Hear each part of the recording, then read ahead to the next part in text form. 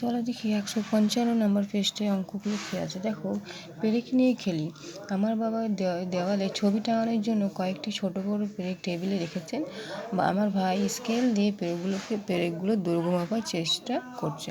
দেখো, মাপ নিয়ে দেখলাম বড় পেরেকটা দৈর্ঘ্য হচ্ছে 5 সেন্টিমিটার, 3 মিলিমিটার। ছোট পেরেকটা দৈর্ঘ্য হচ্ছে 6 সেন্টিমিটার, 7 মিলিমিটার। ঠিক আছে, স্কেল দিয়ে নিজের জিনিস মাপি লিখে আছে। দেখো, এটা আমি কী করেছি, নিজের স্কেল দিয়ে নিজের জিনিসগুলো মেপে আমি এখানে বসিয়েছি। ঠিক আছে, এবার দেখো 1 সেন্টিমিটার লম্বা লিখে আছে। আমার বুড়ো আঙুলের নখ 1 সেন্টিমিটার লম্বা, আমার বুড়ো আঙুল যে 5 সেন্টিমিটার লম্বা, আমার 2 টাকার মুদ্রা 2 সেন্টিমিটার চওড়া, আমার কালি মোছার রবার হচ্ছে 3 সেন্টিমিটার লম্বা, আমার মোমের রং হচ্ছে 5 সেন্টিমিটার লম্বা। ঠিক ওরকম করে এবার কী বলেছে যে অনুমান করি, মানে অনুমান করে তোমাকে জিনিসগুলো বসাতে বলছে। দেখো, জিনিসের নাম, মাপ, দৈর্ঘ্য সেন্টিমিটার লিখে আছে। 1 সেন্টিমিটারের ছোটো কোন জিনিসটা হবে? পেন্সিলের শীষ হতে পারে।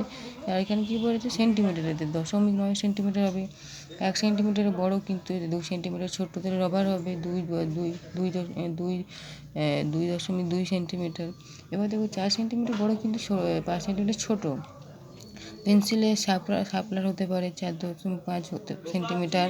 এবার 5 সেন্টিমিটার বড় কিন্তু 10 সেন্টিমিটারের ছোটো, তাহলে পেন্সিল হতে পারে 7.5 সেন্টিমিটার।